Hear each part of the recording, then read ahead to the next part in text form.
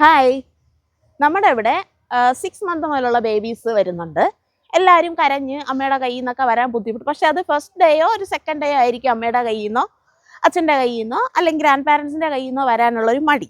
അത് കഴിഞ്ഞാൽ അവരെന്നെ കാണുമ്പോൾ എൻ്റെ കയ്യിൽ പെട്ടെന്ന് വരും. അപ്പോൾ പാരൻസ് തന്നെ എന്നോട് ചോദിക്കുന്നുണ്ട്, സുജി ടീച്ചറെ എന്താണ് ഇതിൻ്റെ മാജിക് എന്ന്. ഞാൻ ചെയ്യുന്ന ഒരു കാര്യം എന്താണെന്ന് വെച്ചാൽ, അവർ കരയുന്നു, അമ്മയെ കാണണം. അപ്പം ഞാനും അവരുടെ കൂടെ കരയും, അമ്മയെ കാണണമെന്ന് പറഞ്ഞ് ഞാനും കരയും.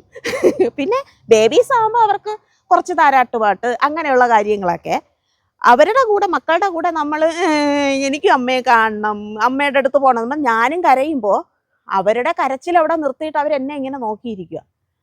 പിന്നെ അവർ കളിയാവും. പിന്നെ കുറച്ച് പേരുണ്ട് ഓടി വന്ന് കെട്ടിപ്പിടിച്ചിട്ട് അമ്മ ഇപ്പം വരുവേ, കുരുത്തക്കേട് കാണിക്കല്ലേ, മിണ്ടാതിരിക്കണേ എന്നൊക്കെ പറയും. അവരെന്നോട് പറയും. ഞാൻ അവരോട് പറയേണ്ട കാര്യം അവരെന്നോട് പറയും.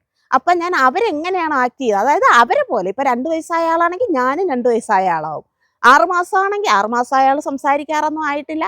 എന്നാലും അവർക്ക് ആ താരാട്ടുപാട്ട്, ബാക്കി എന്തെങ്കിലുമൊക്കെ ഗോഷ്ഠികളൊക്കെ കാണിച്ച് ഞാൻ അവരെ കയ്യിലെടുക്കും. ഒരു 2 ദിവസം കഴിയുമ്പോൾ പാരൻസ് കൊണ്ടുവന്ന് തരുമ്പോൾ അവരെൻ്റെ കയ്യിലേക്ക് ഓടി വരും. അങ്ങനെ അതാണ് എൻ്റെ ഒരു ട്രിക്ക്. അല്ലാണ്ട് നമ്മൾ നിർബന്ധിച്ചൊന്നും അവരെ ഒന്നും ചെയ്യിക്കാറില്ല.